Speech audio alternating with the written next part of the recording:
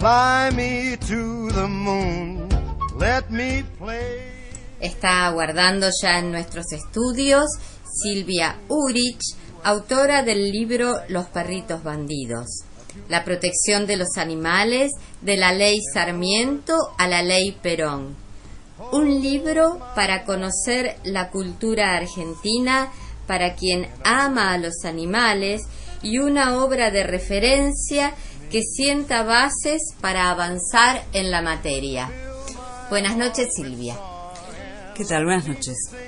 Bueno, yo estuve en la presentación de tu libro en el Colegio de Abogados y, como te decía antes, me enamoré de todos los conceptos vertidos. Bueno, gracias. No, por favor. ¿Cómo fue la investigación del libro? Bueno, yo podría dividirla en dos momentos. Ajá.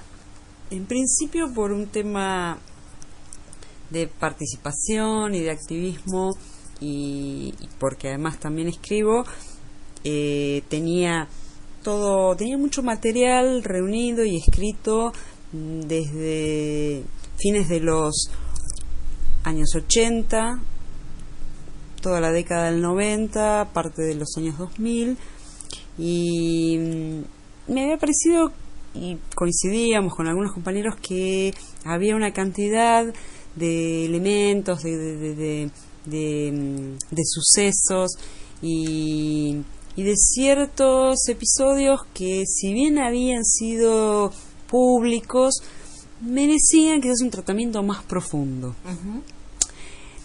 A partir de empezar a trabajar ese material, ahí sentí la necesidad de remontarme un poquito más atrás en el tiempo para verificar algunas cosas de los años 60, 50, especialmente desde el momento de la sanción de la Ley de Protección a los Animales, la Ley 14.346, que se sancionó en el año 54. Sobre la cual yo tenía algunos testimonios sobre cómo había sido la sanción y algunos comentarios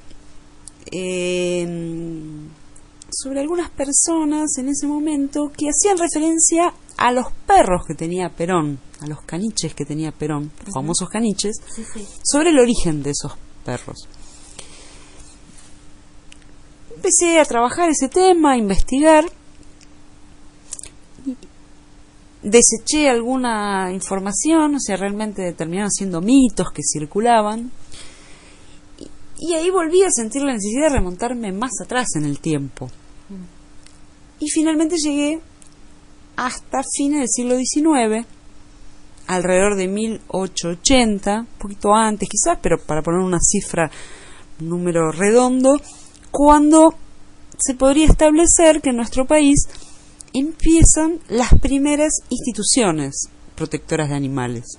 Es decir, la idea era hablar, ahí sí, como que fue tomando forma, de la protección de los animales, pero no desde el punto de vista individual, de lo que cada uno de nosotros podemos hacer y de los rescates o adopciones, que son valiosos, están incluidos, pero mi idea era enfocarlo desde el punto de vista de lo institucional.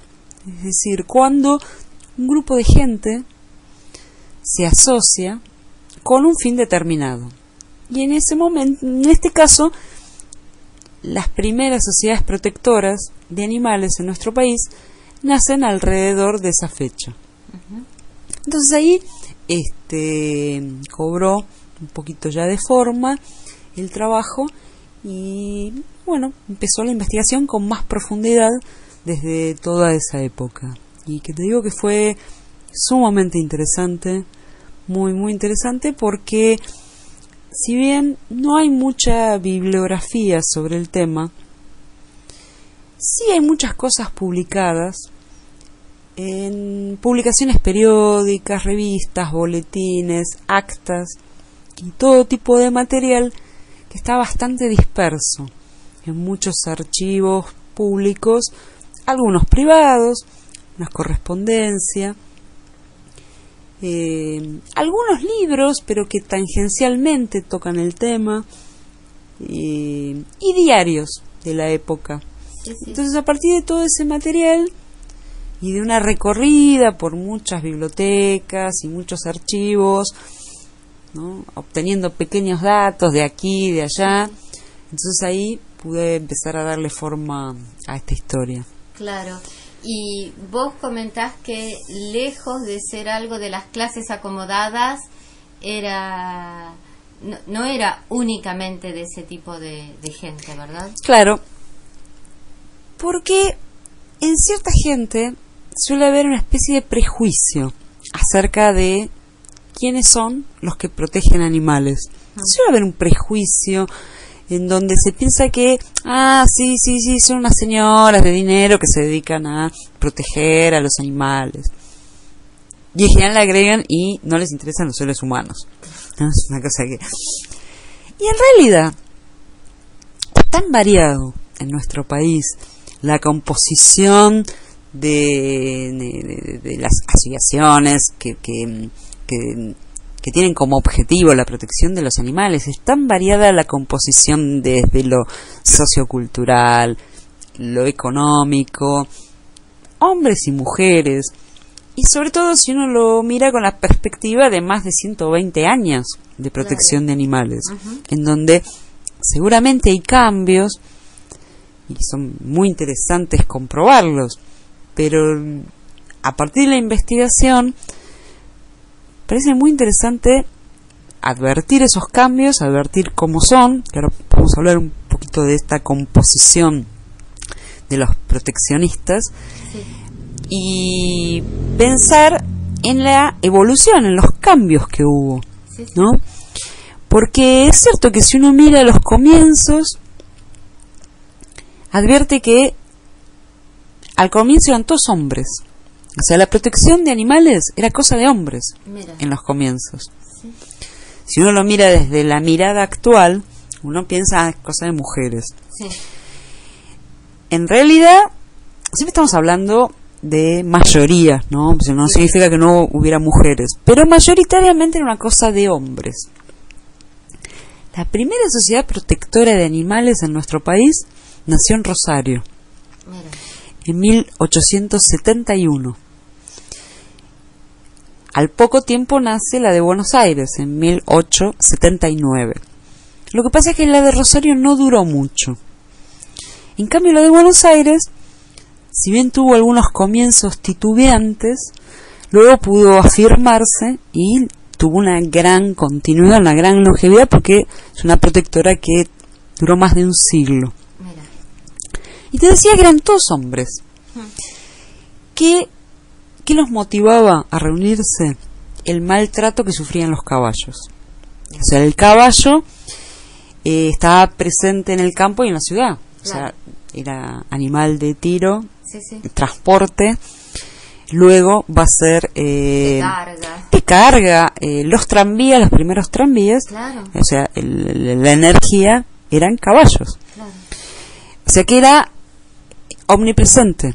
Y el maltrato era muy grande, porque había una explotación muy grande que se había de alguna manera naturalizado, aparentemente, pero evidentemente había gente que advertía que no podía ser de ese modo.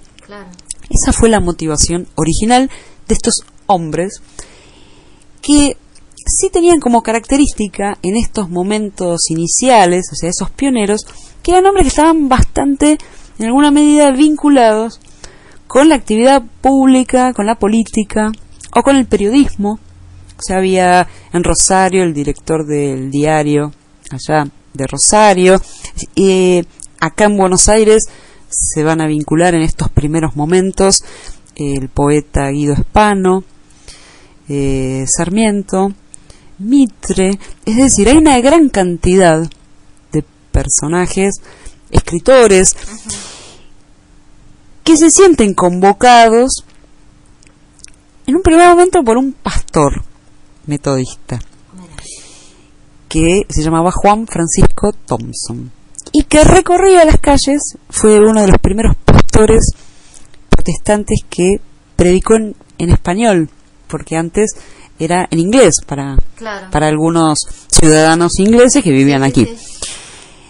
Él se educa en Gran Bretaña, pero luego regresa y empieza a predicar en castellano. Y él es el que realiza la convocatoria para formar esta Sociedad Protectora de Animales en Buenos Aires. O sea, todos aquellos que se sintieran molestos por este trato que recibían los caballos. Sí. Quiero hacer un pequeño salto en el tiempo. Sí.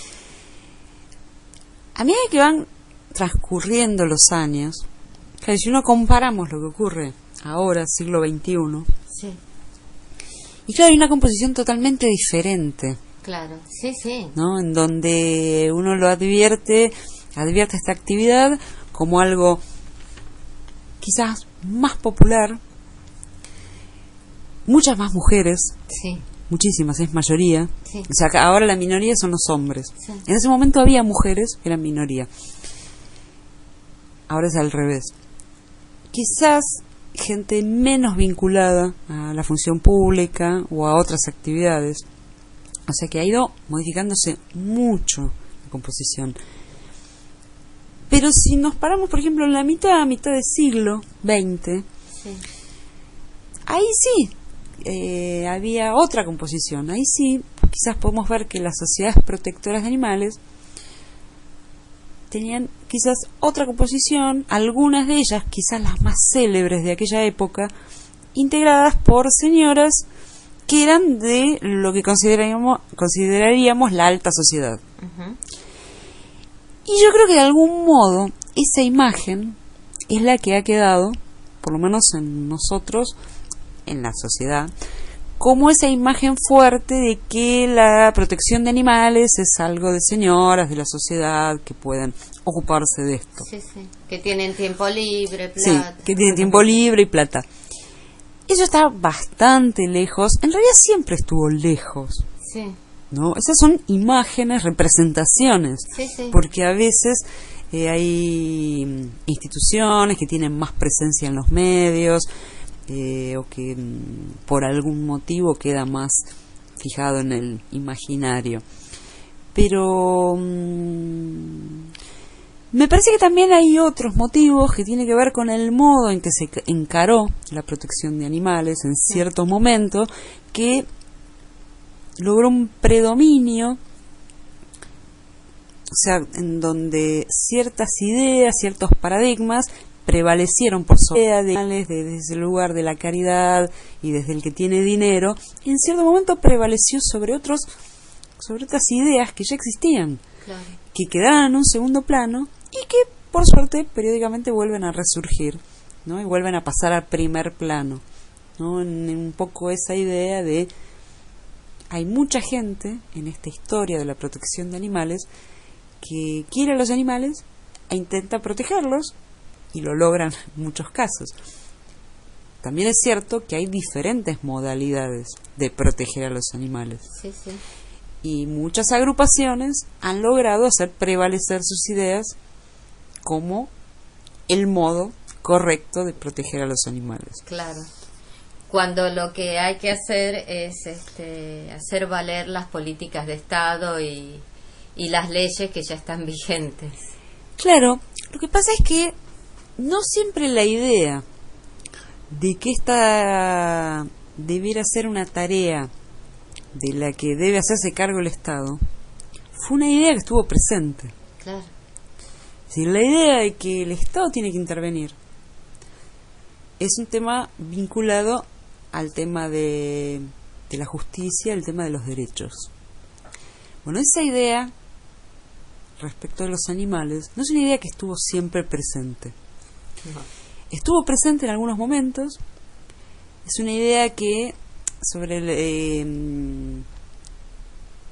que se opacó o fue eclipsada en ciertos momentos por otras ideas, en donde el tema de la protección de animales justamente era un tema de algunos entendidos, en donde lo que prevalecía era la compasión,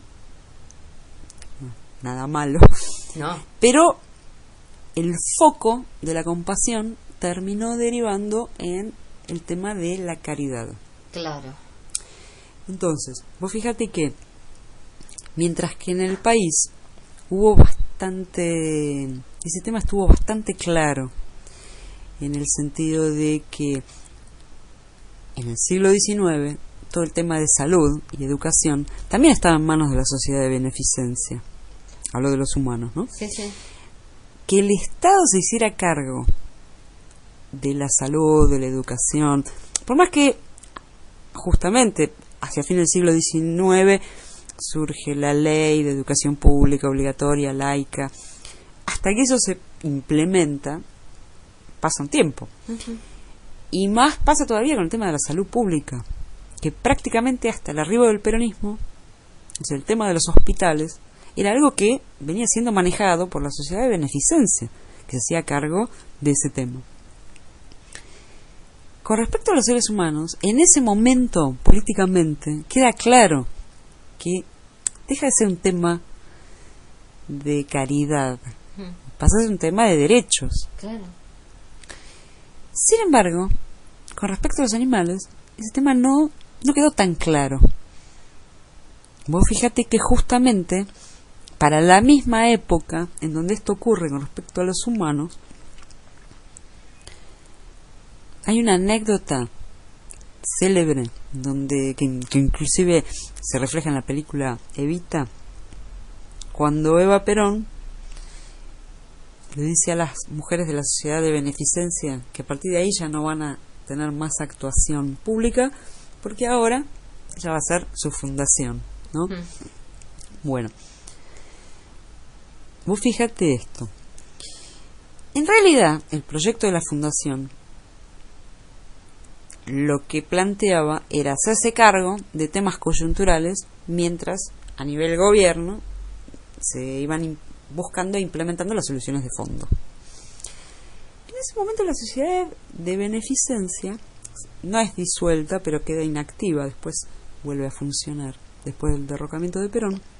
Y vos sabés que las integrantes de la sociedad de beneficencia hacían también protección de animales. Entonces, al quedar relegadas de esa gran actividad que tenían antes con respecto a los humanos, bueno, vuelcan toda su actividad y recursos hacia los animales. Con determinada ideología. Claro. Porque el tema acá no es cuestionar la compasión. O sea, no se puede cuestionar porque los derechos, la justicia, la compasión, o sea, tienen que estar presentes. El tema es dónde se enfoca, dónde focalizás, dónde enfatizás. Claro. Porque si es una cuestión de derechos, es una cosa. Si es una cuestión de compasión, es otra cosa. Sí, sí. Porque entonces ya depende más de la voluntad de ayudar, es otra cosa. Claro. Si el foco queda totalmente en el tema compasivo, lo caritativo, lo piadoso, lo personal, y bueno, lo hago cuando puedo, ¿no? Entonces ahí empieza a producirse como una deformación de este tema. Claro. Y de algún modo, esta ideología se impuso durante mucho tiempo en el siglo XX. O sea, varias décadas. Sí. Y entonces, de algún modo, las ideas de la sociedad, a partir de este mensaje constante, no es raro que hacia fin del siglo XX, entonces se pensara que, bueno, protección de animales es cosa de señoras, de la sociedad, que tienen el dinero, el tiempo y la vocación de hacer esto y de no hacer nada por el resto, ¿no? De la humanidad y todo eso. Es bastante alejado del sentimiento de nuestro pueblo, que realmente tiene mucha vinculación con los animales, porque nuestra tradición de amor, de cuidado, se remonta más allá de mitad del siglo XX. Y yo creo que tiene que ver con que esto que hablábamos al comienzo de estas asociaciones que se fueron formando a fines del siglo XX, también fueron generando una tradición en nuestro país de protección de animales, con una idea bastante interesante, que era que más allá de que cada uno de estos caballeros, como se decía entonces, que se había sentido conmovido por los caballos y que se comprometió con formar una institución para protegerlos, rápidamente vieron que las tareas iban más allá de los caballos. Claro. Y se diversificaron, es decir, ya estaban las corridas de toros que se querían reinstaurar, que el tema de los perros, que el tema del zoológico, que el tema del tiro a la paloma. Así, empezó a haber un montón de problemas como en cualquier sociedad protectora. Entonces lo que ellos tenían muy claro en ese momento era que si querían que lo que ellos promovían como un cambio en la actitud perdurara, era necesario leyes, Ujú. era necesario trabajar sobre aspectos educativos, o sea, era necesario divulgar todo esto para llegar a toda la población. Claro. Si bien es probable que iba a haber siempre un grupo de personas que estaba más interesado en el tema y que podía destacar ante las autoridades, que en ese momento, a partir de la sanción de algunas normas, no había que hacerlas cumplir, y siempre iba a haber miembros de la sociedad protectora con más información y más interés que un ciudadano por ahí sin la información para advertir, mire que eso es un delito, hay que intervenir, o una contravención, según el caso. Ellos parece que tenían claro en ese momento que en la medida en que esto se plasmara en leyes y que esas leyes fueran conocidas por todos y que desde chicos empezaran a conocer determinados valores o se empezara a transmitir determinados valores, bueno, eso iba a rendir sus frutos.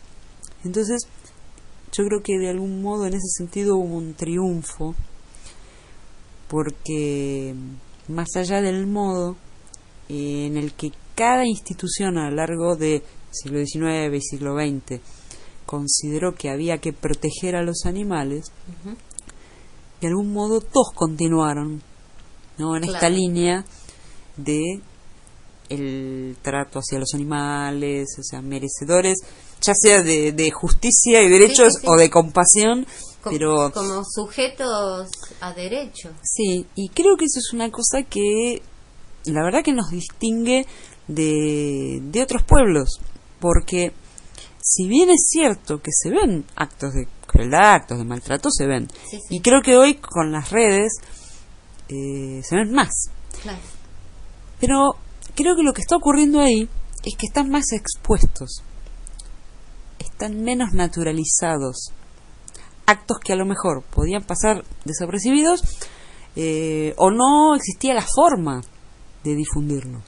Ahora, frente a esos actos hay cantidad de gente, pero cantidad de gente que está rescatando animales, difundiendo, es decir, hay una actividad tan grande, gente que le da de comer a los animales en la calle, que recoge animales, que adopta, que los lleva a esterilizar. No pasa eso en todas partes. No. O sea, no es una cosa tan común donde uno puede decir, bueno, entonces el ser humano es así. Hay algo más. Es decir, seguramente hay una empatía de los seres humanos hacia otros animales. Sí. Pero hay algo más, digamos. Yo por eso digo, hay algo cultural. Hay algo más, es verdad. Sí. Yo tuve la oportunidad de viajar, aprendí mucho, pero pensé que ellos aprendieron también mucho de nosotros. No tengo ninguna duda. O sea, no tengo ninguna duda. Y yo sé que hay ideas que se lanzaron desde aquí, desde este país, antes que en otros lugares, ¿sí? Ideas y acciones. Sí. Antes que en otros lugares, porque la relación justamente que tenemos con los animales es diferente. Es decir, el tema cultural no es algo que se va a dar espontáneamente, porque si no uno podría decir, bueno, a ver, podría haber sido, analizando las variables, ¿no? Bueno, a lo mejor la composición de la población hizo que, bueno, que tuviéramos este tipo de relación con los animales, pero sin embargo la relación nuestra y la historia nuestra con los animales es diferente, por ejemplo, a la de Montevideo, Ujú. ¿no? Donde uno puede hablar de una sociedad bastante parecida en algunos Sí, sí, aspectos. Sin embargo, es diferente. Pues conozco gente que fue o que vino de Perú, en congresos, y la verdad que están sorprendidos. Sí, Así porque están sorprendidos. no, es verdad. no es algo que se vea. Siempre digo, ya sé que hay, no es que esté todo, no sea todo color de rosa y no haya actos Sí, de sí. maltrato y crueldad. No. Yo estoy hablando de otra cosa, ¿no? O sea, una conducta en general hacia los animales Queda claro. que hace que nosotros actuemos de determinado modo y no de otro.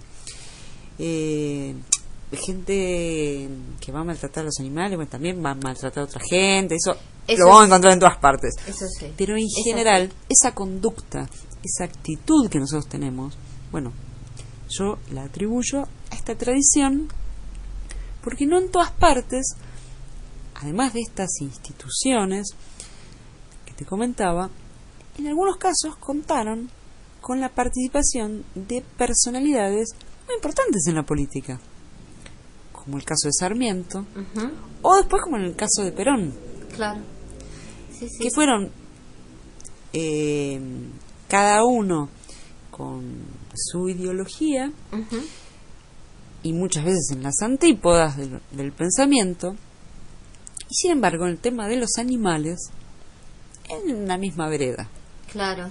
Sí, sí. en el sentido de que consideraban uno y otro que ese amor que ellos sentían por los animales Sí. tenía que quedar plasmado en algo más, porque si no se termina con uno. Se salva uno. Que para eso uno es importante. Muy Sí. importante, o sea, Hace la muy diferencia. importante. Por eso acá Pero- no es o una cosa o la otra. No. Es muy importante todo. Lo que pasa es que quizás la diferencia esté dada en que más allá de ese gatito Sí, que está ronroneando acá. o ese perro que vas a poder adoptar y al que lo rescatas, Sí. y por supuesto que le cambia la vida a él y a vos, y cómo no le va a cambiar. O la gente que con tanto sacrificio está manteniendo refugios Sí. de 50 animales, de 200 animales, o la cantidad que vos veas, por ejemplo, viendo la gente que se hizo cargo de los animales que eran de Mapa, en General Rodríguez, o de San Roque. O sea, es un gran sacrificio, son 800 perros. Entonces, ¿cómo no va a ser importante? Claro. Ahora, es eso y es lo otro. Lo Claro. que permite que pensar primero y después tratar de que se cumpla, que la tarea del control de la superpoblación tiene que estar a cargo de los municipios, o sea, del Estado, que haya leyes para proteger a los animales y cantidad de leyes. Esto hablando de perros y gatos, ¿no? Sí, sí. Pero bueno, Y otro que tipo se de cumplan. normas. Y que se cumplan. Es decir, algo que vaya más allá de ese rescate individual, en donde seguramente quien piense en eso va a pensar en el mañana, porque, por ejemplo, un Sarmiento o un Perón, ellos querían a sus animales, ellos Claro. tenían animales. Sí, sí. En el caso de Sarmiento, aves que adoraban, en el caso de Perón, perros, caballos, Sí, sí. palomas, todo tipo de animales. Ahora, lo interesante es que además de eso, ellos dijeron, bueno, esto hay que plasmarlo en leyes, Claro. porque si no, termino yo y se terminó el cariño acá por los Sí, animales. sí, sí, sí. Es muy interesante ver cómo en el proyecto de país de cada uno, los animales tenían un lugar. Es así. Y qué interesante que es pensar que ellos dos, por eso digo, cada uno con su proyecto Sí, de sí. país, tanto hicieron, tanto imaginaron, tanto soñaron, y no dejaron afuera a los animales. Claro. A ellos a nadie se le ocurriría decirle, se preocupan por los animales, pero no por las personas. Se les dirá otras cosas. Claro. No pueden decirle eso. No, O sea, lo interesante es pensar, no es que no es una cosa o la otra. No es que el que se preocupa por los animales no hace tal cosa, no tiene nada que ver. No, es mezclar Es al que divino botón las cosas. lo que pasa es que hay gente que no puede tolerar. Es decir, hay gente que no puede tolerar.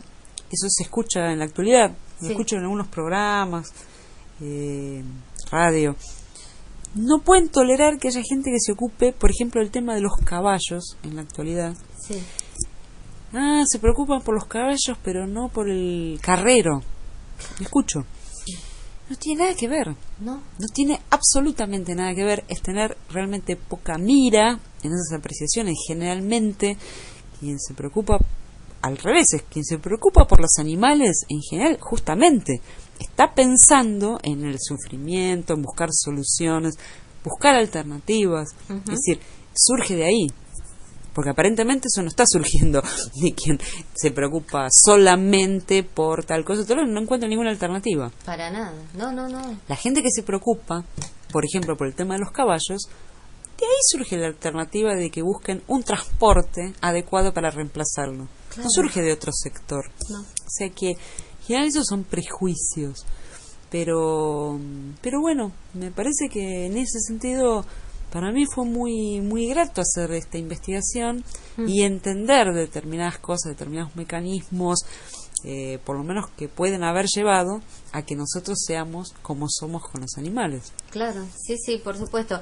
En otros países de Europa abrían los ojos cuando se les comentaba, por ejemplo, que una ONG acá de Buenos Aires presentó un amparo al jefe de gobierno para que se cumpla una ley. Y allá ni se les ocurre. Bueno, a mí me parece que eso tiene que ver justamente con esa concepción de lo público, lo privado. Los derechos, o sea, la justicia, los derechos, o la compasión y la caridad. ¿Qué es del ámbito público y qué es del ámbito privado? Hasta que eso no queda claro, no queda bien explicitado, no se piensa, no se pone en palabras, ¿no? Porque el lenguaje nos conforma también. Y si nosotros no entendemos esta situación, es muy difícil que se visibilicen quiénes son los que realmente están en contra de las soluciones. Porque si uno no logra visibilizar los problemas, no puede encontrar soluciones. Entonces, cuando uno detecta el problema, puede hacer un análisis, un diagnóstico y determinar qué es lo que está produciendo ese problema, ahí se visualiza la solución. Claro. Y si justamente uno piensa que el tema de los animales pasa por sus derechos, y eso es una cuestión de todos y no por una cuestión individual de piedad, de caridad, entonces no es tan difícil presentar proyectos, ya sean de ley o denuncias, demandas, que hagan a lo público. Claro. Porque si no, está el otro terreno, que también es valioso, que tiene que ver con el hecho de presentar denuncias por causas de maltrato, de crueldad a nivel particular. Que Claro. eso es muy valioso también. Sí. Bueno, si hoy se detuvo a tal persona, por tal...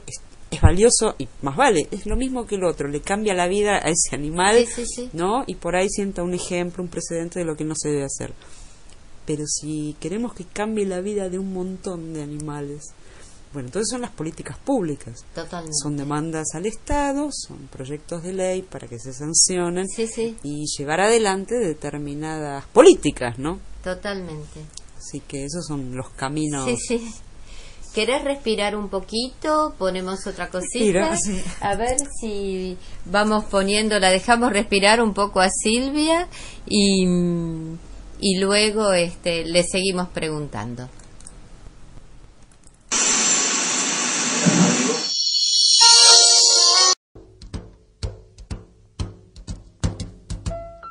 Fly me to the moon, let me play. Bueno, en los minutitos que restan del programa le vamos a preguntar a Silvia, le vamos a pedir que nos comente algo sobre la ley Sarmiento. Sí, la ley Sarmiento y luego la ley Perón, Claro. para denominarlo de alguna manera. Sí, porque el libro es así, de la ley Sarmiento. ¿Pero por qué? Porque, bueno, lo que... Por ejemplo, sobre lo que conocemos como la ley Sarmiento, me parece que además el proceso que llevó a la sanción está lleno de episodios muy interesantes, porque está vinculado a Sarmiento y por eso al impulso que él le da, por eso se la recuerda como la ley Sarmiento. Claro. En realidad la ley número 2786, creo. Sarmiento, cuando se hace cargo de la Sociedad Protectora, él ya había sido presidente de la Nación. Esto fue un poquito después. Él se hace cargo de la Sociedad Argentina Protectora de Animales entre 1881 y 1885. Son 4 años. Pero ahí le da toda la forma, la impronta, el objetivo a la Sociedad Protectora. O sea, ¿qué tiene que hacer la Sociedad Protectora? Investigar la situación legal acá, en el exterior, tener un símbolo y sancionar las leyes a partir de este diagnóstico que hace.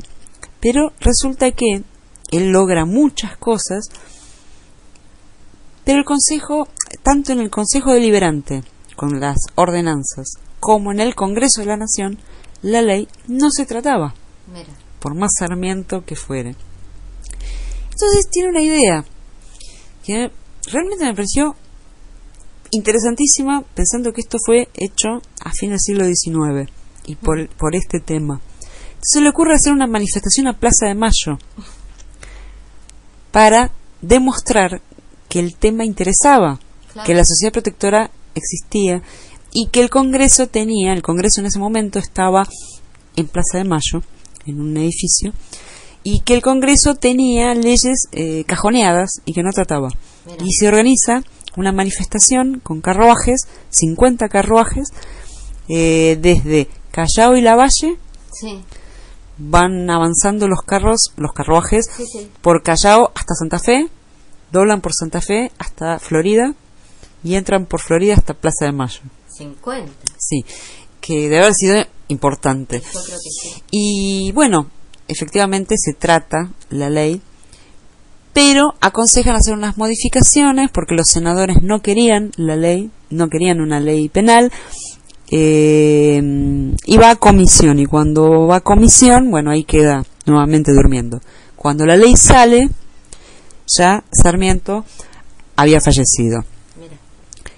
Esto es que la Sociedad Protectora sigue impulsando el tratamiento. Quien está a cargo de la Sociedad Protectora en ese momento es un sobrino, que es Ignacio Albarracín, Ujú. y logra la sanción de la ley en pocos años después, en 1891. Sarmiento había muerto en 1888 y se la recuerda como Ley Sarmiento. Esa ley lo que tiene es que solamente tenía alcance en lo que era la capital federal y los territorios nacionales, que fue un poco lo que pactaron con los senadores, porque los senadores no querían que tuviera alcance en todo el país, o sea, en las provincias, porque decían que una ley así no se podía aplicar, que eso solamente podía ocurrir en ciudades como Buenos Aires, y los territorios nacionales, que eran muchos en ese momento, pero despoblados. Sí. A medida que va avanzando el siglo XX, esos territorios se van provincializando, toda la zona del sur, de la Patagonia, del norte, y se van convirtiendo en provincias. Y eso significa que la ley cada vez tenía menos alcance, porque a medida que se convertían en provincias, ya la ley ahí no tenía injerencia. Entonces la ley finalmente, hacia mediados del siglo XX, prácticamente no se aplicaba. Claro. Y es ahí cuando todas las sociedades protectoras, que eran muchas en ese momento, en todo el país, ya venían trabajando en proyectos para que hubiera una ley,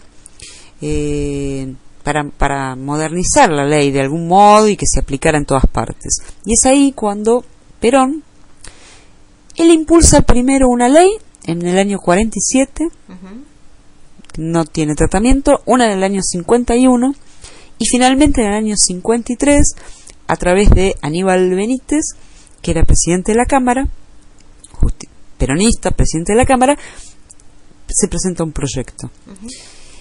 La diferencia, y lo que en ese momento logra hacer una diferencia con respecto a otros proyectos, es que esa ley es una ley penal. Entonces, Ah, la ley es de carácter federal. Claro. O sea, las protectoras querían una ley nacional, y en ese sentido satisfacía a las protectoras, con el agregado de que si hubiera sido solamente una ley nacional, si bien la ley hubiera podido contar con otras cosas que en una ley penal no pueden estar incorporadas, porque la ley lo que tipifica son conductas y las sanciona, y otras cosas que no se pueden incorporar ahí, pero tenía la ventaja de que al ser penal tiene alcance federal. No, ahí ya deja de existir eso de que las provincias adhieren si quieren y si no quieren no adhieren. Claro. Entonces eso la verdad que fue un gran avance. Sí. Y bueno, al poco tiempo Perón es derrocado, porque esta ley se sanciona se presenta en el año 53, Sí. pero se sanciona a fines del 54. Y Perón es derrocado el año siguiente. Y creo que incluso entre los justicialistas hay gran conocimiento de que quién impulsó esta ley. Siguen hablando de la ley Sarmiento. Claro. Y bueno, hasta el día de hoy se dice la ley Sarmiento, lo cual le hace un poco de justicia a Sarmiento, pero es injusto para Perón, ¿no? Pero bueno, es un poco las dos leyes grandes que hubo en el país. Después muchas leyes provinciales, ordenanzas, normas de todo tipo y en todas las épocas. Pero esas, digamos, fueron las dos grandes leyes y casualmente impulsadas por dos grandes personalidades de nuestro país. Totalmente. Nos quedan, bueno, 1 minuto. ¿Querés cerrar con algo? ¿Hay algo que me quedó en el tintero? Ya sé que hay muchos conceptos más, necesitaríamos un programa de 4 horas. No, yo por ahí reiteraría eso de que creo que es muy importante que todos los que se dedican a la protección de los animales se informen, Claro. porque en la medida en que uno conoce, uno puede encontrar mejores soluciones y transmitir mejor hacia aquellas personas que quizás tienen como costumbre, por estar viviendo en nuestra sociedad, esta tradición de buen trato hacia los animales, pero que desconocen una cantidad de situaciones. Entonces, por eso siempre insisto mucho en que si nosotros no logramos hacer visibles a quienes están perjudicando a los animales, vamos a equivocar el enfoque de las soluciones. Claro. Solamente entendiendo que acá hay corporaciones que tienen intereses económicos para que no se den servicios públicos, por ejemplo, solamente entendiendo eso, conociendo eso, se entiende por qué hay tanta superpoblación de animales. Si no, vamos a seguir pensando que los animales están abandonados porque solamente porque la gente es mala y abandona. Y eso es un aspecto mínimo frente a las grandes causas de la superpoblación. Entonces, si nosotros no entendemos por qué hay superpoblación de animales y quiénes son los que se oponen a que haya una solución, por ejemplo, esterilizaciones gratuitas, masivas, a cargo del Estado. Y continuadas en el tiempo. Y continuadas en el tiempo, pero si no entendemos, porque las posibilidades técnicas están y económicas también, si no entendemos quiénes son los que se oponen, bueno, entonces no podemos encontrar una solución. Claro. Entonces eso me gustaría. Bueno, muy bien. Ha estado con nosotros Silvia Urich, autora del libro Los perritos bandidos, y bueno, fue un placer escucharla. Quien quiera volver a escuchar esta entrevista puede ingresar al canal de YouTube del Rugido Hace Historia. Estimo que ya va a estar subido para el fin de semana. Muchas gracias, Silvia. No, gracias a vos. All I worship